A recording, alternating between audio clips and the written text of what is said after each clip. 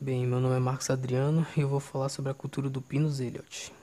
Inicialmente, as plantas de pinos foram introduzidas para fins ornamentais, mas hoje a sua madeira é usada principalmente pelas indústrias de madeira, de serrados e laminados, de chapas, de resina e de celulose e papel.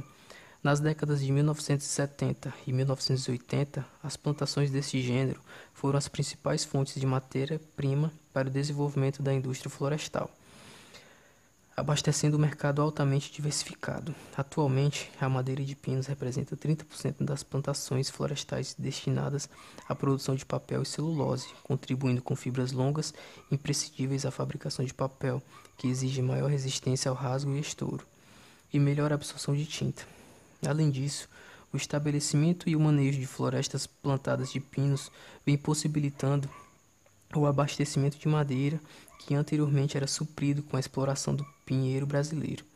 Assim, a cultura do pinus estabeleceu-se como uma importante aliada dos ecossistemas florestais nativos, pois vem suprindo uma parcela cada vez maior da necessidade atual de madeira e contribuindo assim para a diminuição do corte de florestas naturais. Falando agora sobre um breve histórico. Hoje, a cultura de pinos é muito importante para a economia de diversas regiões do Brasil, gerando milhares de empregos diretos e indiretos no país, pois estas plantas se tornaram importantes fontes de reflorestamento, fornecimento de madeira e celulose para diversas indústrias, além do fornecimento de resinas. Mas essa planta não é nativa. Então, por que foi trazida? Na biologia, o gênero Pinus faz parte da ordem Pinales, assim como outros tipos de pinheiro. Três espécies dessa ordem, que podem ser consideradas primo distantes do Pinus, são naturais do Brasil, sendo Podocarpus lambert e Podocarpus siloe. Essas duas espécies são relativamente pequenas e trazem pouco retorno econômico. E a araucária, que foi explorada por um bom tempo, porém exige muitos recursos naturais, além de um clima bastante específico para se desenvolver.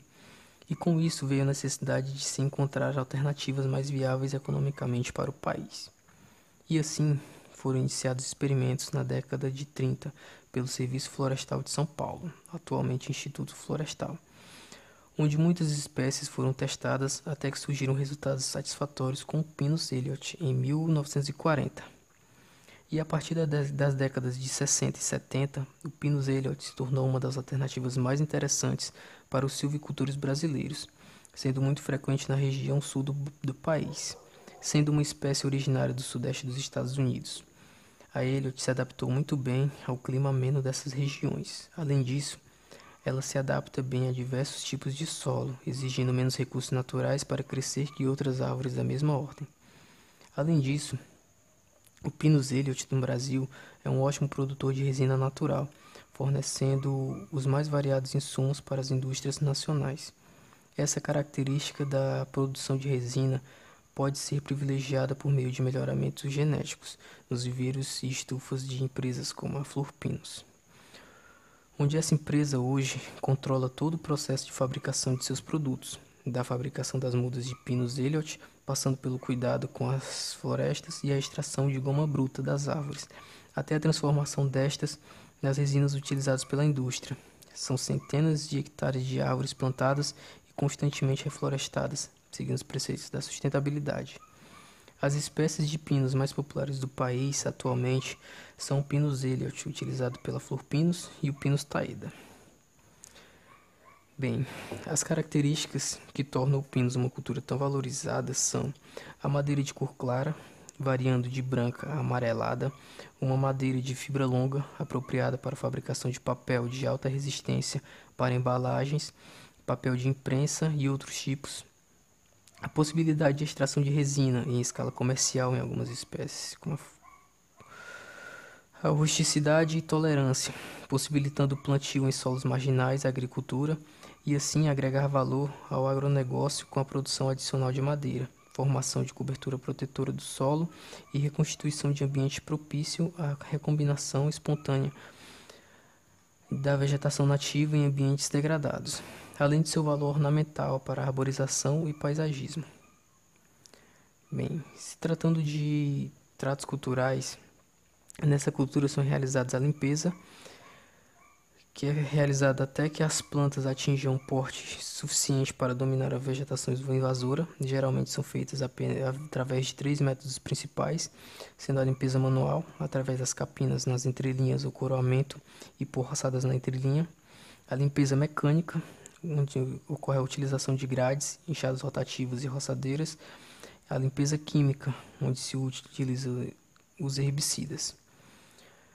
O combate à formiga também é realizado, onde a prevenção ao ataque de formigas cortadeiras deve ser realizada constantemente através da vigilância e do combate na fase de preparo do solo, na qual a localização e o próprio combate são facilitados. As espécies mais comuns na região sul são as do gênero Atta e Acromyrmex, geralmente combatidas com iscas granuladas distribuídas nos caminhos e olheiros. O replantio. O replantio só deve ser feito deve ser realizado no período de 30 dias após o plantio, quando a sobrevivência deste é inferior a 90%. A poda, ou também chamada de desrama. Esta operação visa melhorar a qualidade da madeira, pela obtenção de toras desprovidas de nós. O controle do crescimento dos galhos, bem como sua eliminação, é uma prática aplicada às principais espécies de madeira. Os nós de galhos vivos causam menores prejuízos que os deixados por galhos mortos, sendo que estes constituem sérios defeitos na madeira serrada.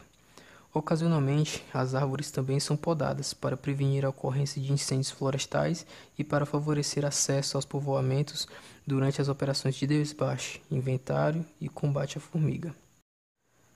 Também é realizado o desbaste, que são cortes parciais realizados em povoamentos imaturos, com o objetivo de estimular o crescimento das árvores remanescentes e aumentar a produção da madeira utilizável. Nesta operação, remove-se as árvores excedentes para que se possa concentrar o potencial produtivo do povoamento no número limitado de árvores selecionadas.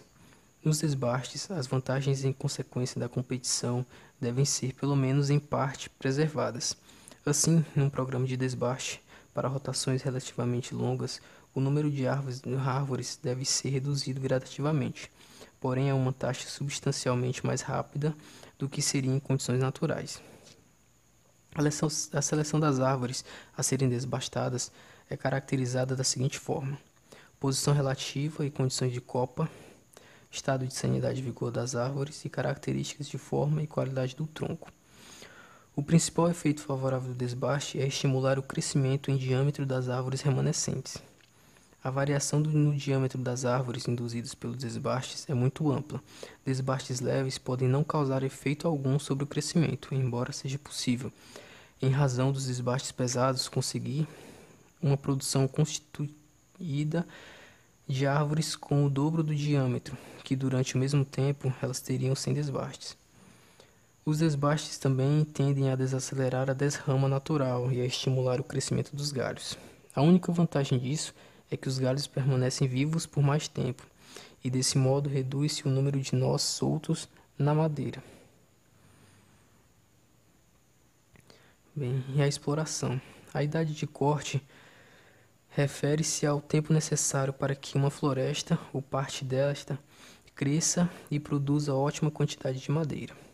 A definição técnica da idade de corte pode ser obtida em razão do crescimento da floresta e para isto deve haver um acompanhamento por meio de parcelas permanentes, representativas, em que de ano em ano são medidos o diâmetro, a altura e o volume das árvores.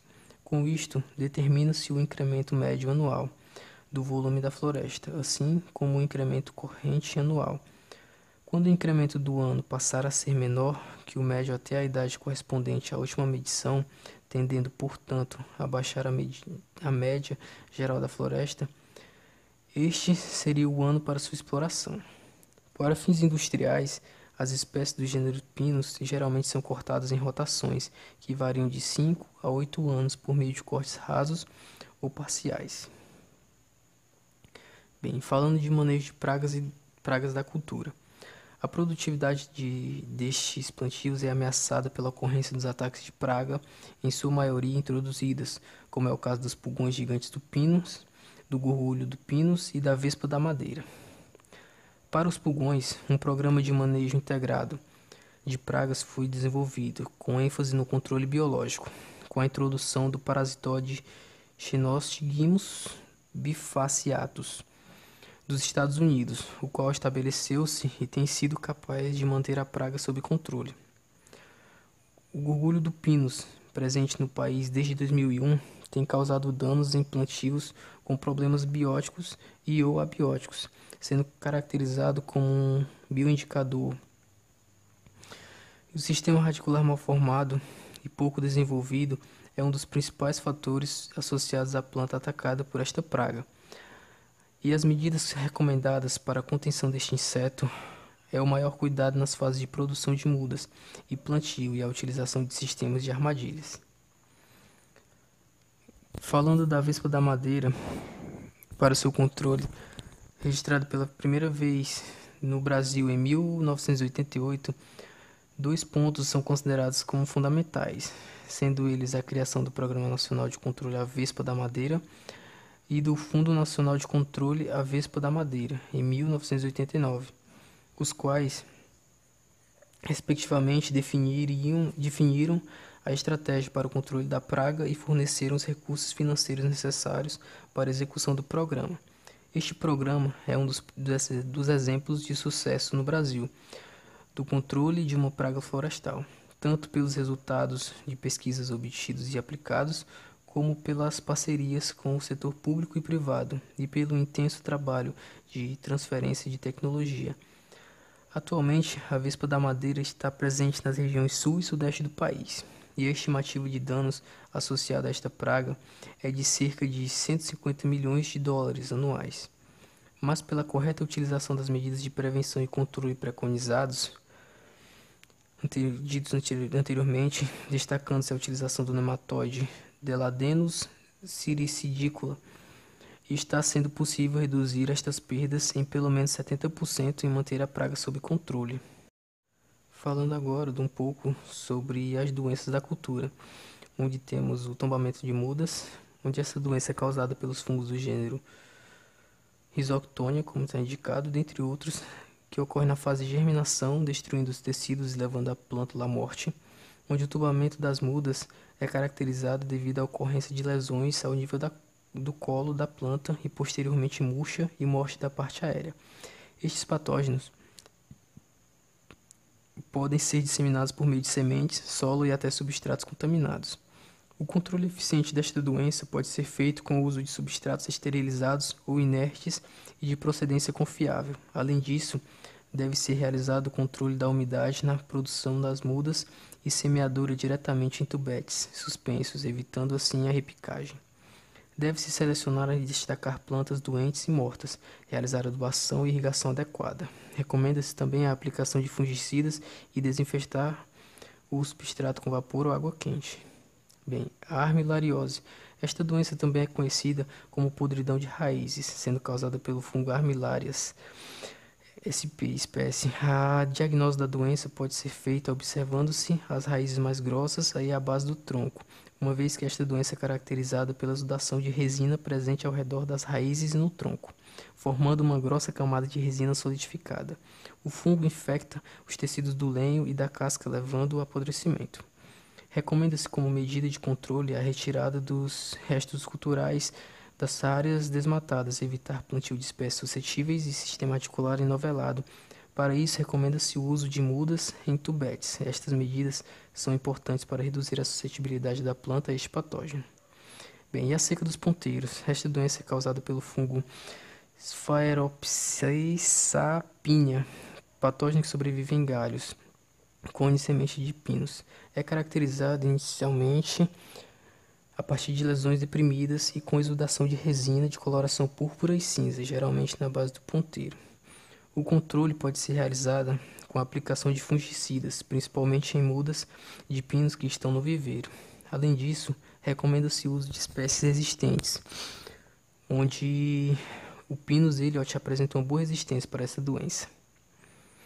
Bem, e concluindo, com tudo que foi se falado na apresentação, torna-se notório que a cultura do Pinus é muito importante para o Brasil, por diversos fatores, e abre um mercado grande para a atuação de agrônomos para que estas plantas possam ser exploradas de modo a expressar todo o seu potencial econômico.